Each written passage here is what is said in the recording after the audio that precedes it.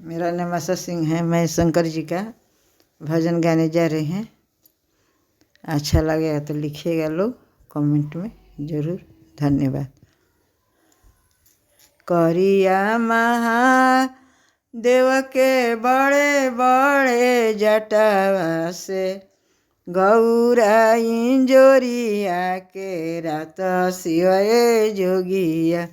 करिया महादेव के बड़े बड़े जटावा से गौरा इंजोरिया के रात शिवे जोगिया। गौरा इंजोरिया के रात शिवे जोगिया। नारद खोजी लैलन बड़ा बौरावा से शिव लेके आइलन बारत शिवे जोगिया। नारद खोजी लैलन बड़ा बौरावा से शिव लेके आइलन बारत शिवे जोगिया। शिव लेके आइलन बारत शिवे जोगिया। मौरिया के बदल शिवजी नाग पहन के आइलन से नगावा छोड़ेला फूफुकार शिवे जोगिया। मौरिया के बादल शिवजी नाग पहन के आइलन नगावा छोड़ेला फूफुकार शिवे जोगिया। कलशुप पटकली भगली गौरा के माता से बारवा परी छलो न जाला शिवे जोगिया। कलशुप पटकी भगली गौरा के माता से बारवा परी छलो न जाला शिवे जोगिया।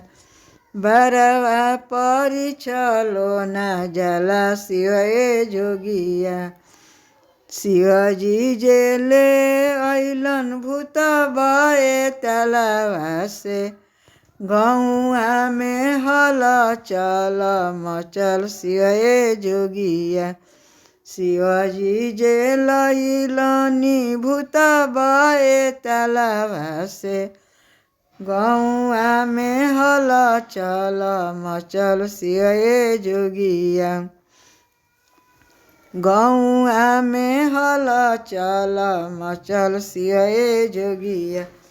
गौरा के बारत ऐसन आइल अजबे बरतिया से नगरी में हल चल मचल शिवे जोगिया। ऐसन रूप धारण काहे कैनी महादेव नगरी में सोर होई गइल शिवे जोगिया। नगरी में सोर होई गइल शिवे जोगिया। कर जोरी विनती करे ली गौरा देई अब रूप धरी ऐसन रूप काहे धैनी महादेव नगरी में सोर होई गइल शिवे जोगिया।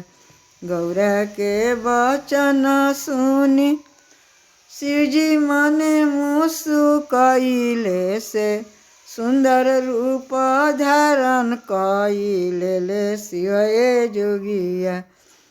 गौरा के विनती सुनी शिवजी मने मुस्कुराइले से सुंदर रूप धारण कइले शिवे जोगिया।